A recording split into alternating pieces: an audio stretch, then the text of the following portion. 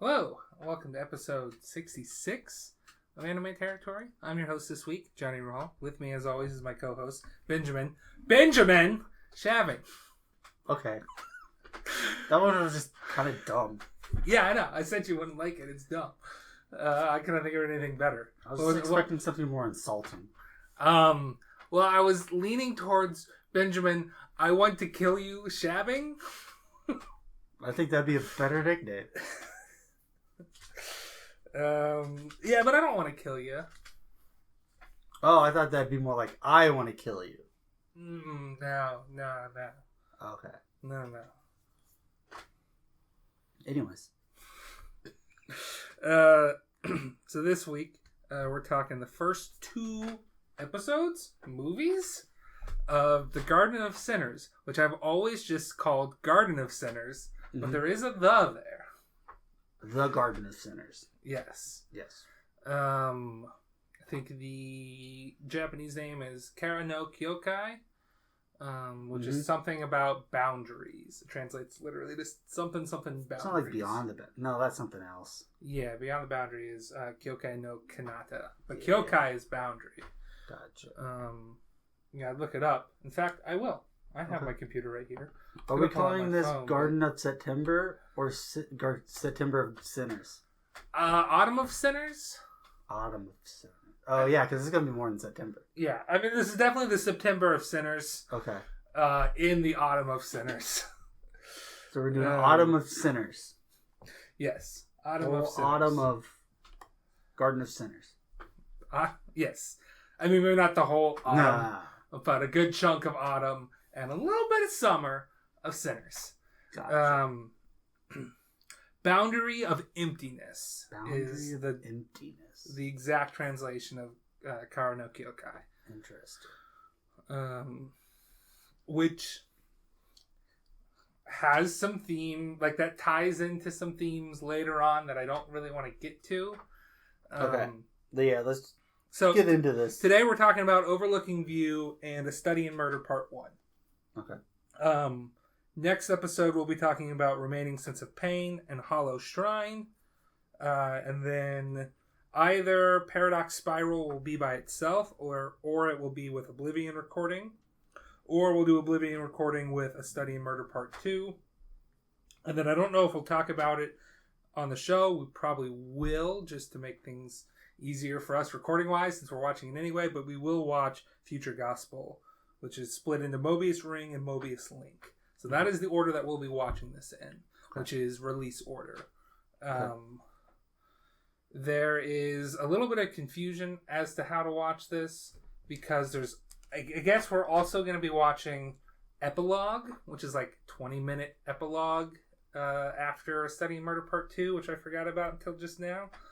And then there's stuff like Future Gospel Extra Chorus and Final Record, which I don't know what those are, but we'll figure out what those are and watch those too. I think the Extra Chorus is like possibly little comedy skits or like chibi skits of things. Okay. But we'll worry about that later. But we're definitely covering these first 7 movies and then Future Gospel. Okay. And then we'll if I can find it, we'll watch what are you going to call it? I don't know. Epilogue. We'll watch Epilogue. That's what I'm thinking of. So right now, you have seen these two before. Yes. But nothing else. I don't think so. Okay.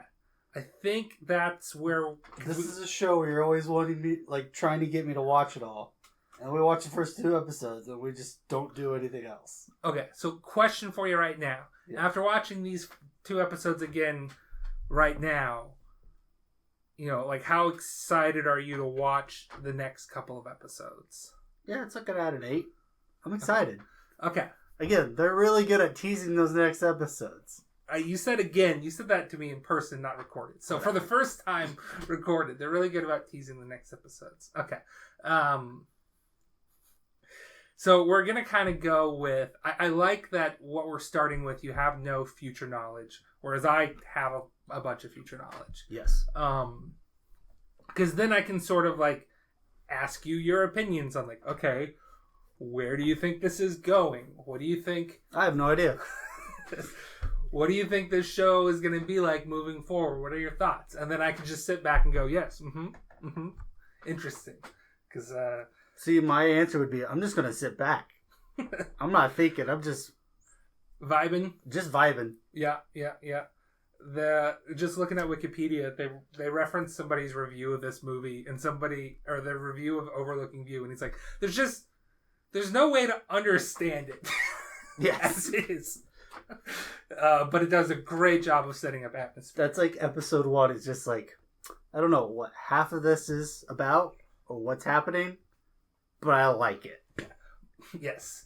But it's pretty, like, they just drop you in the middle of it. Mm-hmm. Episode 2 or movie 2 is the very beginning of it. You don't go further back than this, except for maybe like a flashback here or there. But okay. you know, this is the first. Episode 2 is the first movie chronologically. Okay. I think episode 3 is a direct continuation from where we pick up in episode 2. Okay. Don't hold me to that, but it's pretty close. It's definitely in between episodes 2 and 1 chronologically. Okay. But we're not talking about 3 today. We're talking about Overlooking View and A Study in Murder Part 1. So, I have a note here for A Study in Murder Part 1 that is me trying to remember what happens in A Study in Murder Part 2 and calling my shot of, like, here's the foreshadowing that they set up. So we're not going to look at that note until we get to Study in Murder Part 2. But I wanted to be noted that you wanted to, like, call your shot. I wrote it down. It's that all, what is it? Name in the envelope and you give him the envelope? Yeah. Okay. So I've got a name / a description. Okay. Of somebody that I think plays an important part in A Study in Murder Part 2. Okay. We just finished watching A Study in Murder Part 1. So I really want to talk about that one, but we should we're really talk about the first one. We need to start with Overlooking View. So my first note is Shiki is cool. Okay. Yes. Okay, a list of things that Shiki has that makes her cool. Or that adds to her coolness. 1, cold personality. Yes. I'm into it. 2, dope red leather jacket. Dope jacket. New segment. Dope jacket. Dope jacket. Shiki's jacket so far, taking the top of this segment. Number 1 jacket. Well, I'll make a note on my phone and we'll start ranking jackets as we come into them. Okay. I'm going to go ahead and throw number 2 out there, Space Dandy's jacket. Okay. Doesn't have to stay number 2, but I'm going to throw that one on the list. I know we've covered it. I know it's a cool jacket. Okay. Okay.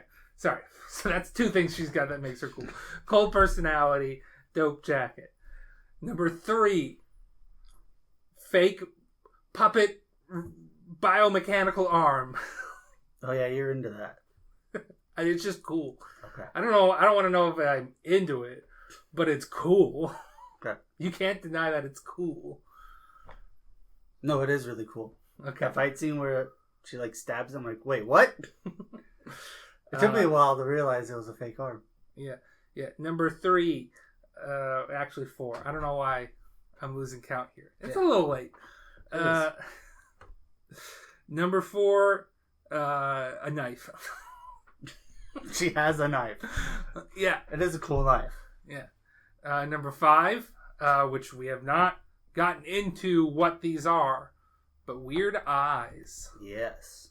I can tell you what they are. I don't think it's that big of a spoiler, but they have not talked about them, so I will not say what they are right now. You know what? I think there's another episode of Garden of Sinners that I've watched.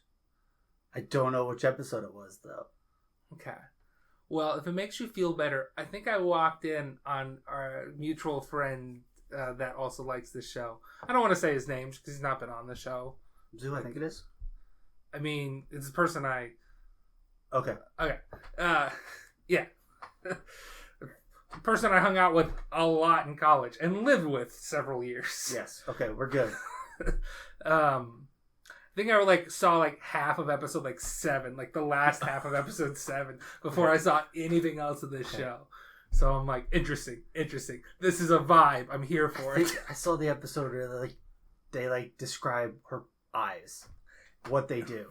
It's possible that I just described her eyes to you at some point. No, it's in the episode. Okay, so you might have seen episode 3 as well. Okay. I watched through.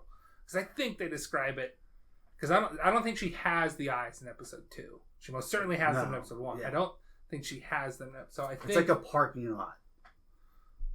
That doesn't help me. No? Okay. Okay. But overlooking view. People are jumping off of an old building. Mm-hmm. Police are like, no suicide note. No signs of struggle. Don't Weird. know. Yeah, keeps happening. Keeps happening. Meanwhile, you wrote down some of the character names. It's Toko is the red-haired lady. Mm-hmm. She's like, there's a connection. There's no suicide note. But normally that means that you don't want to make yourself noticeable. You just want to go out without bothering people. Yes. But the way that you did this is very noticeable, and it contradicts the fact that there's no note. So there's something going on here. And then she's like, Mikia, our main dude. Yep. He had the theory that it's like it was an accident. Like somebody got hit by a car when they went out shopping. But you don't jump off of a decrepit building on accident when you go out shopping. So what's going on there? I mean, we've all fell off buildings before, right? By accident. Fell off a building. Fell off of a trampoline. Ooh, that's close enough. Okay. It's like a really short building. Sure. I mean, I jumped pretty high. Mm-hmm. It was like the one time I did a flip as a kid. Oh, wow. And then I fell off the trampoline. Cool. Then never did a flip again. No. I think I hit my head and lost the ability. Or I was just too scared to commit to it after what happened. It's definitely that. Yeah. Anyways. So, they don't really explain their connection, but I don't think it's necessarily a spoiler for me to say what's going on here. It's as far as why all 3 of those people know each other and are in the same room a lot. I guess they kind of go into it. I would try to stay a little vague though. What do you think is the reason they were all in that office? The 3 characters? Yes. Well, I suck at names. Mikia, the guy, works for the redhead lady. Yeah. And then Shiki's, we learned in episode 2, is kind of the friend of Mikia. Okay. But I don't know if there's much... What do you think they do? Well, they're crime fighters, obviously. Okay. No. See, I don't know if this is her real business or side business, but she makes artificial arms. She does. Like dolls. Yeah. But I don't know if that's her. So, my understanding, and again, I don't think this is actually a spoiler. Okay. I'm fairly for sure that the redheaded lady, Toko Azaka, am I getting the name right? I think so. Yeah. Ozaki. She is a mage in the Fate. So first of all, this takes place in the Fate universe. Boom. Multiverse, Nasuverse is I think the technical universe. It's maybe not the same timeline as Shiki is a character in Fate Grand Order. Yes. I have her in Fate Grand Order. Yeah, okay, but Fate Grand Order's got a bunch of different timelines that they just whatever. I'm just saying, it's in that universe. I'm in that multiverse is what I'll say. Because I don't know if it's yes, this takes place in the same exact timeline that Fate Zero takes place in. I got you. But I can tell you that Toko is the sister of a pretty important mage character in Tsukihime. Okay. Which is also in the Natsuverse, which also has a character named Shiki, but is completely unrelated to the Shiki in this show, and is a man. Interesting. So she is a mage, and I'm fairly for sure the dolls is just some sort of part of her mage craft is how you can kind of see it. It's a magical science type thing. But I want to say she's sort of also a detective. Yeah, that's like you got detective vibes. But yeah, or she's just like, this is an interesting case. I want to say that maybe like unofficially, like if she's the Sherlock, Mikia is like the Watson. Okay. Where he's just sort of there to have like thoughts about things, but then be like explain things so the audience can get it, sort of thing. He's not as like incompetent as Watson is in the books, where he's like constantly being like, "No, Watson, you fool! It's not that. It's this way more complex thing." It's not like that, but he's sort of the assistant to Toko. Okay. And then I want to say, I don't know if Shiki just hangs out there, or if she like also like unofficially works for Toko. But that's sort of the vibe that I got. Is they both work for her. Shiki is the frontline fighter, heavy. Okay. Miki is the assistant, and Toko is the one like actually solving things. That's sort of their thing. Gotcha. But they don't work in any like official capacity with the police or anything like that. They're just sort of like, I don't know, weird shit's going on with magic. Somebody ought to go look into it. Which is what Mikia does. And we learn, like, we see him in, like, the opening scene of this movie, like, talking to and having friendly banter, as Wikipedia puts it, with Shiki. But then, like, all the other times that we see him, he's just sort of, like, sitting there, either, like, it's like not in focus in the foreground or just off frame sort of thing. And then, like, it's revealed that he's in some sort of, like, weird coma for several days. Then it's revealed that he went to go investigate that building. And that's when he, like, slipped into the coma. It's when he went to go investigate that building. Okay. Shiki goes to investigate the building, sees a bunch of, like, ghosts flying above as she witnesses somebody crash into the ground. That's where I'm like, okay, I'm in. Yeah, when just in the background, she's not even looking at it, but in the background we see just a body splat, and then it's not even that. It's like we're just we don't see the splat. We just see the body fall and then hear the collision, but we don't see the collision. Am I thinking of the same scene where it's like you see a dog walking by and then you start seeing the bloody paw prints? Yeah. And then there's a music cue. Yeah. And you're like, oh shit. Well, so or is that later? I think that scene comes first. Okay. And she just like finds another one, and that's when she sees the ghost. Yeah. She's just like, yeah, it's gonna happen until there are 8 because there's another one where like she's running toward the building, and she says a name, thinking the person who just fell was that person, but it's somebody else or something. I think maybe something like that. But I think there's 2 separate scenes. I'm thinking about the scene with the dogs. I'm just like, dude, that's awesome. It's just the like, dog. Everything worked in that scene where it's just great atmosphere, great tension, and everything. Mm-hmm. So we find out. Well, Shiki goes to like confront this person, and they're like, take control of her fake arm, which is when we learn that it's a fake arm, because it's like all of a sudden it looks like a puppet arm. You know, we didn't see it. It looked like a normal arm up till then, or maybe we just weren't paying attention. See, I didn't notice it. I didn't know until the arm was on the like operating table and she was working on it. I'm like, oh, it was a fake arm. Well, like the whole scene, I'm like, did she just stab herself in the hand? She did, but you can very. And maybe it's just because I knew it was a fake arm, but you can see. Well, in that I could scene, see the like puppet stuff you're talking about, but I thought maybe that was some like effect of the magic or something. Was... Okay, no, I think it was. It's been a fake arm, which we'll get to in a different episode. We'll talk about that. She doesn't have a fake arm in episode 2. She doesn't. That we know of. But yeah, so she activates her eyes and then like stabs her arm, and it stops like fighting against her. She gets a replacement arm, which now can like extend out and grab spirits, which is cool. That was cool.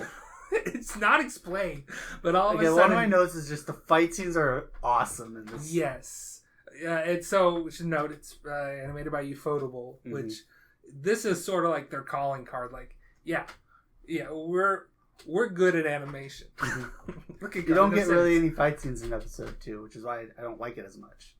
But episode 2 is just all vibes. Yeah, I just wasn't quite matching the vibes of that episode. Yeah. I liked it. It's just episode 1 definitely had the and it's like a lot of episode 1s of TV shows where it's like we need to have something showy and actiony to hook rooftop. You in. Mm-hmm. It's a rooftop scene. The second fight scene, and she goes back and fights the ghost that's flying around and beckoning people to their death. And then she just has this moment where the ghost tries to beckon her to fall, and it's like, oh no. You're falling on deaf ears here. I've never like treasured my own life, so I've not. What is it that she says? I don't know. She never saw any value in living as is, so it's like, so I don't know if my life really sucks or whatnot. Which is just a cool moment of just like, it just doesn't work. She just has no inclination to kill herself, and it's for sad reasons. It's not like I love life. It's like I've never felt like it was worth the time to throw away.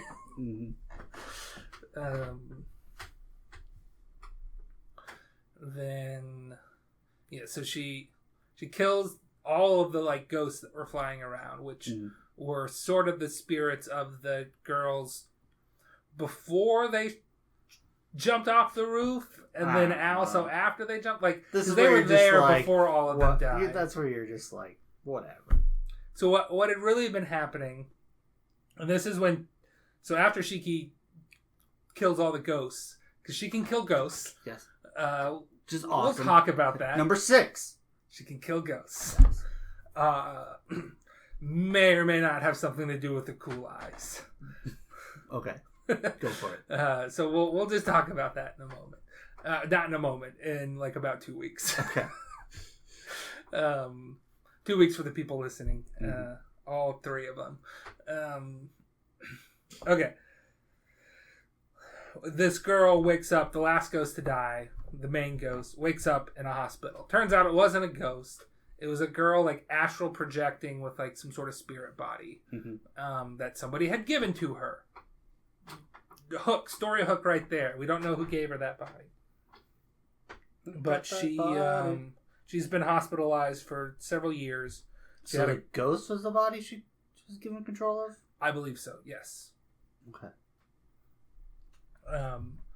She was hospitalized for several years. She couldn't leave her room. She got very used to the view. Then all of a sudden, she became blind. She became blind, but she could still see that view because she was seeing it like through the ghost eyes, and she was floating, which is an important part of the theme. Is that she was floating, not flying. Yes. Toko shows up in the hospital room and is like, "Yep. So this is what happened. You lost your sight at the same time you got this new body. Also, you had this. You didn't know who he was, but you had a crush on Mikia just because you would talk to him in the lobby in the hospital every week or something, and he'd come visit somebody with a bunch of flowers. So that's why like Mikia is in a coma instead of jumping off the roof, because she was trying to like get him to fall in love with him or something. Something like that. I don't know. It's not exactly clear why he's in a coma. You don't have to worry about it. Don't worry about it. Don't worry about it. Ghost stuff. Yeah. She had a crush on him. Timey-wimey stuff. Don't worry about it. Yeah, they talk about like moments haven't been accumulating as fast in that building. And it's like, what are you talking about? Which this show is a lot of like, Toko explains magic and makes you more confused. See, yeah, that's the vibe. I know you didn't watch it, but the Case Files of Lord Elmoid, it's like that. It's just like him solving murders and mysteries, but it's all magic stuff. You're just like, what? Yeah, I don't know what it is. You really have to dig in, and the fact that it's being translated from another language doesn't help. So yeah, it's It's good stuff. It's a lot of fun. That's a very good first episode to just watch. Yeah. And if somebody's confused, just be like, don't worry about it. Just watch and enjoy. This is a vibe episode. I mean, it's all vibes. It's all vibes all the way down. Okay. You get explanations, but again, they might make you more confused until you really dig into how magic works in the Nasuverse. Magic versus sorcery, which those are different things. Magecraft versus sorcery are different things. Mm-hmm. I'm trying to think. It's not like turn your brain off. It's just more like don't overthink. Worry. Yeah. You can overthink it, and you will be rewarded for overthinking it enough. But if you overthink it just a little bit, but you don't overthink it and over research it, you're not going to get rewarded. You're just going to get more confused. Yeah. So if you don't overthink it, you're good. If you think about it a lot, but you don't quite reach the end, you're going to be more confused and you're going to be angry. Okay. If you research it enough, you will get rewarded. But at what cost? First of all, at what cost? Second of all, when you try to explain it to somebody later, or you try to remember it 5 years after you'd watched it last, you're not going to be able to get all the pieces right, but you'll be like, no, it sort of makes sense. It's like explaining the fate timeline. It's like, can you understand it? Yes. Do you? Nah. Do you get enough? Sure. Is it worth it? No. But is it worth it to watch it? Yes. Okay. So that's Overlooking View. Oh. I have no idea how long we've been talking because I have Wikipedia up. It's 26 minutes. Okay. 26 minutes. I will say this is a good Halloween season episode. Yeah, I'm kind of glad we're watching this in September. Yeah. Because I know it's not quite October, but it's starting to be spooky season. You're putting out spooky stuff at your place, at your house, or at your place of work. Yeah, right? we got Halloween stuff up already. Mm-hmm. So yeah, got that spooky vibe. Good. Yeah, I mean, it's going to keep being spooky. Which, another note that I have is, so this is a very dark show, but it's not like a lot of shows that are popular that people call dark. This feels like it's actually dark in a mature adult way, and not in an edgy teen, there's going to be a lot of bloodshed way. I'm trying to think of an example. So... I've got a show in my head. What's the show that has Esdeath in it? What's that show called? Esdeath? Yeah. You don't know Esdeath? I have no idea what that is. She's everybody's waifu that's committed genocide. Akame ga Kill is the name of the anime I'm thinking of. Where it's like, it presents itself as this really dark show, but it's kind of a shallow, dark show. Cheeseburgers? She didn't like that cheeseburger? No, that's Tokyo Ghoul. Though I feel the same way about Tokyo Ghoul. But I haven't seen Tokyo Ghoul, so I can't actually comment on it. But Akame ga Kill is very this is genuinely dark. But it just feels very shonen tropey. Whereas this is just what? No, we're just gonna have this weird murder mystery vibes atmospheric show, and you're gonna like it. Okay. Let me get a picture of it's more here for you. Mature dark rather than kind of again how you're saying kind of teen cringe, not cringe. Yeah, but edge. Yeah. Edge is what we're thinking of. This is Esdeath. Oh, hello. She is probably my favorite character, though people are right. She has committed genocide canonically. I mean, who hasn't? Lots of waifus, if I'm being honest. But yeah, so it doesn't have that gore for gore's sake or edginess for edginess' sake. It's just this show is about suicide and murder, and there's some rape in some episodes and trauma. Gotcha. But it just handles it in a very mature and atmospheric way. Mm-hmm. While also showing us some panties. But in a sad way. Yeah, tasteful way. A non-sexualized way? Correct. Yeah. I just think of this show is more on par with Ghost in the Shell in terms of vibes. Okay, I can get that. Mature, dark. It's got violence in it. It's got nudity in it. Mm-hmm. This doesn't really have nudity, just no. Or at least it hasn't yet. Yet. I don't actually know if there's any like real nudity in this, but mature themes are abound. Yeah. So yeah, we mentioned that this show is very much talking about suicide in an interesting way. So like Mikia and Shiki have a conversation where, Mikia does not want to die, but he thinks that, he gives an example of like, if I had this deadly disease, that if I were to continue to live, I would threaten the lives of everybody in Tokyo. But if I die, everyone would be safe. Mm-hmm. I would probably kill myself.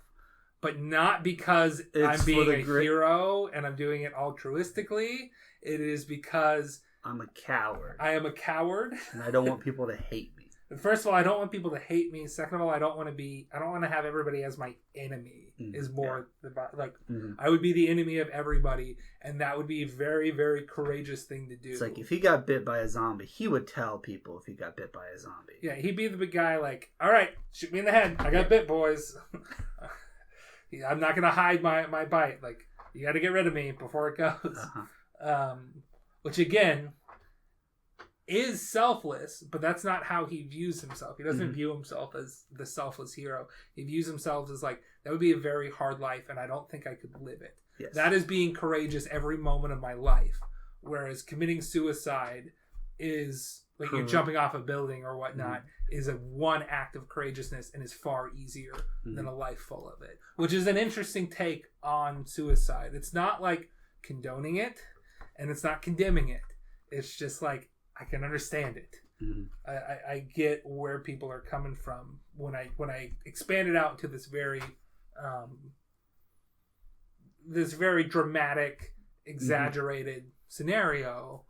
But you can also look at that and feel like, I bet people feel like that. Yeah, like everyone is against them, and they have to live with everybody as their enemy all their life, and it's hard. Let's see. And then they also talk about floating versus flying, which my vibe was that floating is sort of like staying safe, and flying is riskier but has a higher reward. Okay. So they talk about the butterfly that saw the dragonfly flying and saw that's what real flying is like. I'm just light and I float here, and that can keep me safe and I won't get hurt, but I also won't be flying. I'll be floating. But it's dangerous to fly. In the after credits scene, Toko is talking to, I want to say, Azaka. I didn't write that one down. It's Miki's sister, spoiler. Okay. About how she's like, I don't think there's any reason to commit suicide. I don't think that last person actually committed suicide. They just couldn't fly today. Oh, okay. She tried to fly, but it's hard to do that when you're just a human. So that's... I mean, the Tick can't even fly. You can get shot out of a cannon. But we've also been watching The Tick. Amazon's The Tick. Starring a hero of ours, Griffin Newman. Peter Serafinowicz. I like Peter Serafinowicz, but Griffin Newman is my hero. Though The Tick is probably a better character than or a more fun character to watch than Arthur. Oh, yeah. He's a big old himbo. Yes, very much so.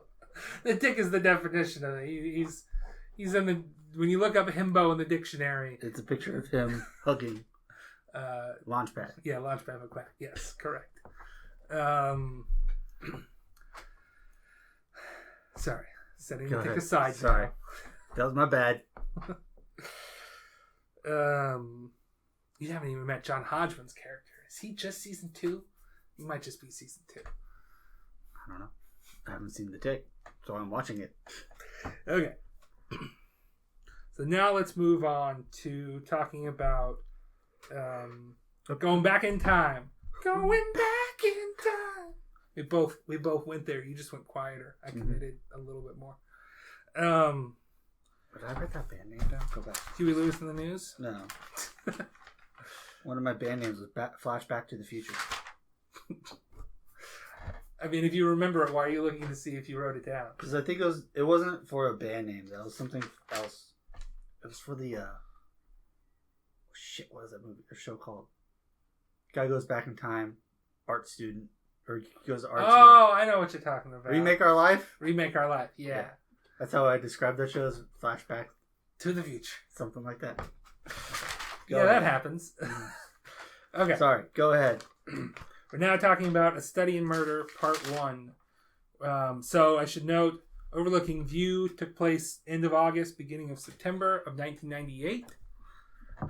So A Study in Murder, Part 1 is taking place in April 1995 to 96, and then a little bit of a jump forward to 98 at the end. You okay there? You're looking at some real old notes. Okay. Sorry, I just had Remake Our Life ranked above Sunny Boy for most excited. Crazy. Go ahead. Okay. Yeah, that definitely flipped. Oh yeah. Remake Our Life was fun, but it lost its appeal about halfway through. Mm-hmm. Okay. So if we go... Okay, so A Study in Murder Part 1. They're back in high school. Mm-hmm. He meets Shiki, which one though, in the snow? In the snow at nighttime. Ufotable snow, baby. Ufotable snow. You gotta love it. Gotta love anime snow. The next time that they meet is at like their commencement ceremony or whatever for the start of their high school year. And it's like, hey, I met you the other day. And she's like, who are you? What? They become friends. Mikia very clearly to everybody in the school has a crush on her. Because it's just like, yeah, you spend a lot of time with her and she's scary as hell. Mm-hmm. She's like the girl from Stoker. She's gonna snap she's gonna snap and kill people. That's a very good comparison, kind of. Meanwhile, there's murders going on. And we see, like, Shiki take blood and put it on her lips when she's walking about. But again, with Shiki, because there's two of them. That's what we learned in this episode. There's two Shikis. There's Shiki and there's Shiki. No, it's Shiki and Shiki! So, they're pronounced the same. They're spelled with different characters. Okay. Is how they differentiate it there in Japanese. So for us, they did it in all caps for one and regular cap and lowercase for the other. They don't really go into it, but the more like outgoing Shiki that's like not the main personality is like technically like a male Shiki, sort of. It's not, nothing changes biologically, but like they're referred to as like male Shiki a lot of times. Okay. And then the normal Shiki is referred to as female Shiki, which is sort of like backwards from what you'd think, because the other one is just a little bit more outgoing and like, you know, they have fun like shopping and stuff. So it's like, oh, that seems like that's the more girly girl. Nope, that's male Shiki. No, just two dudes being guys. Yeah. So when you tried to like correct me, and I didn't say anything at the time because I didn't know if it was revealed, and it might not ever be revealed. It might be more of a, when you read the book, it's referred to as male Shiki sort of thing, or the translation again, it might be like that the name that they use is a male version of the name. So like, I asked like, did he say that he was late by an hour? I very intentionally said the word he. Oh, I did not catch it. And you were like, no, she said that. And I just didn't say anything. Okay. Because I'm like, okay. But like, I had to, since I knew, I had to say he. Gotcha. No, I did not catch that at all. So Mikia knows there's like a family friend of his that is a detective or whatever working the murder case, and for whatever reason he just tells this high schooler things about it. I guess it's just sort of like Mikia's got that sort of assistant to a detective vibes. First of all, he's got useful insights. He seems very apt in that type of work or in that line. Yes, very much so. Where like he's got useful insights, and it just helps to kind of like lay stuff out in front of somebody and say it out loud and kind of use them as a sounding board and get input sometimes. But not with a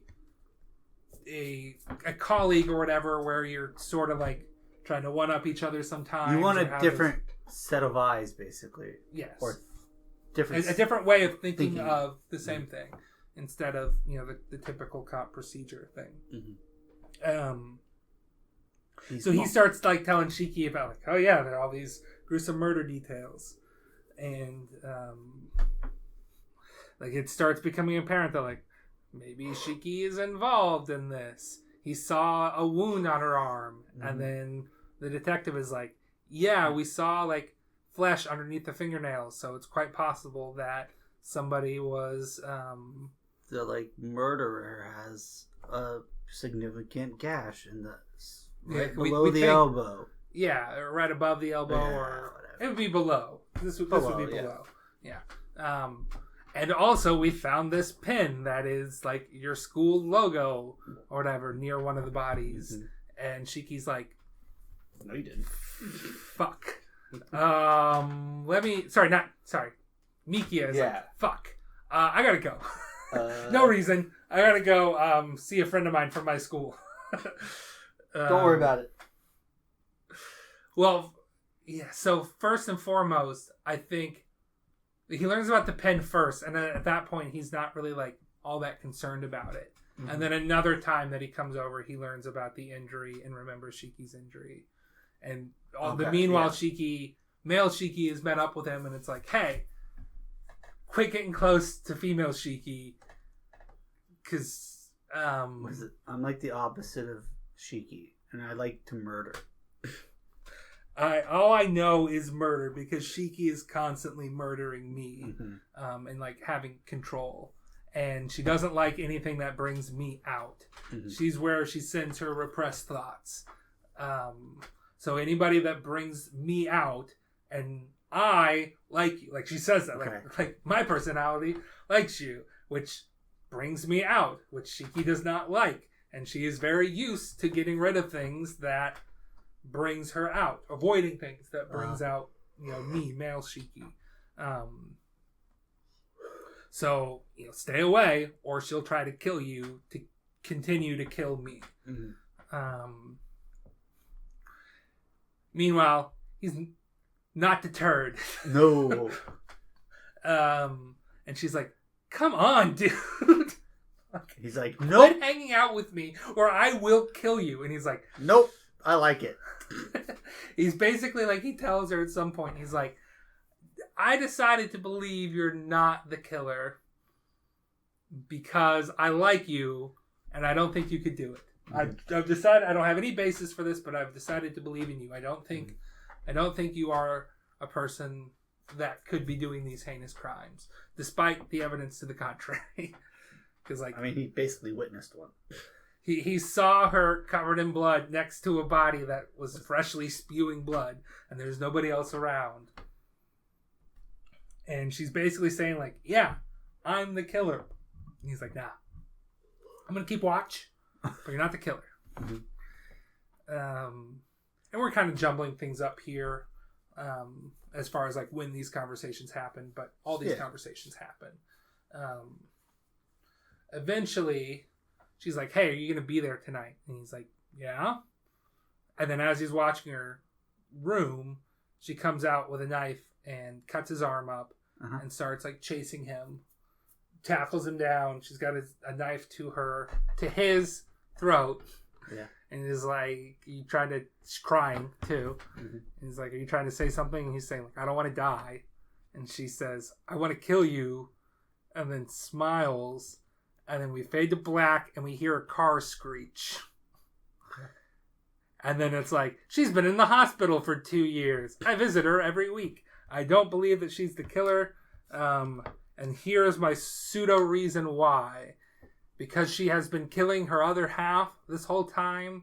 She knows what it's like to be a murderer, and she knows that it's not a good thing. Like, it's not something that she would take pleasure in. She knows the pain of both being the murderer and being the victim, and how when you are the murderer, you are still a victim of, you know, this traumatic thing. So that's sort of his reasoning behind it. You know, and that is A Study in Murder Part 1. So I want to know, what are your thoughts about what's happening in A Study in Murder Part 1? Do you think Shiki is going around killing people? Which one? Well, either one. Do you think a Shiki is going around killing people? I mean, it has the strong vibes of yes, but now that you're asking me the question, no, I don't know. It's okay. You can say yes. Yeah. Okay. So you think Shiki is going around killing people? I think Shiki is. You think male Shiki is going around killing people? I want to say yes. I don't know. Okay. It's all right to not know. Okay. You're not supposed to know. I'm interested in what your thoughts are. Okay. Do you have like a reason why? I mean, like, so there's basically two ways of looking at this. Even putting aside my foreknowledge, there's two ways of looking at this. Either, or like maybe three ways of looking at this. Either it's like, yeah, it's very clearly looks to be her. She shows up. She sees a lot of the dead bodies. She's got some fascination with the blood. She says, I am the killer. Mm-hmm. It's cut and dry. She's the killer. Mm-hmm. Which one of her? Hard to say. Mm-hmm. But the way that her split personality works, they talk in contradictions, because like, it's like a split personality.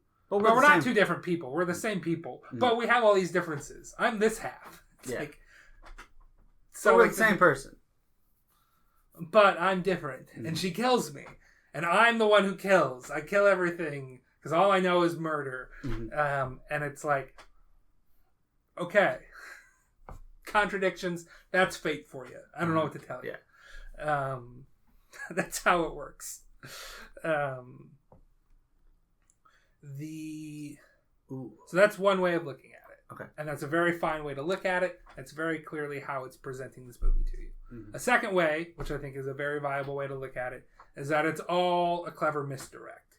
Of like, okay, it's so obvious that it can't be her because they're going to reveal some sort of twist here. Mm-hmm. But what we know about Shiki from the first movie, because again, we're meant to watch this in the order that we are watching it in the release order. Okay. People strongly say do not watch it in chronological order. So we know that like, yeah, Shiki like is violent, mm-hmm. But we don't see her kill any people. We just see her kill ghosts in the first one.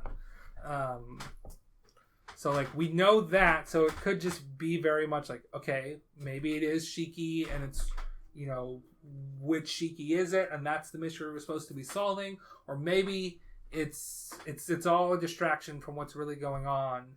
But then why is Shiki calling herself the killer? So it seems too obvious, is why I'm kind of going with the second way of looking at it is all these clues pointing to her, but we never see her actually kill somebody.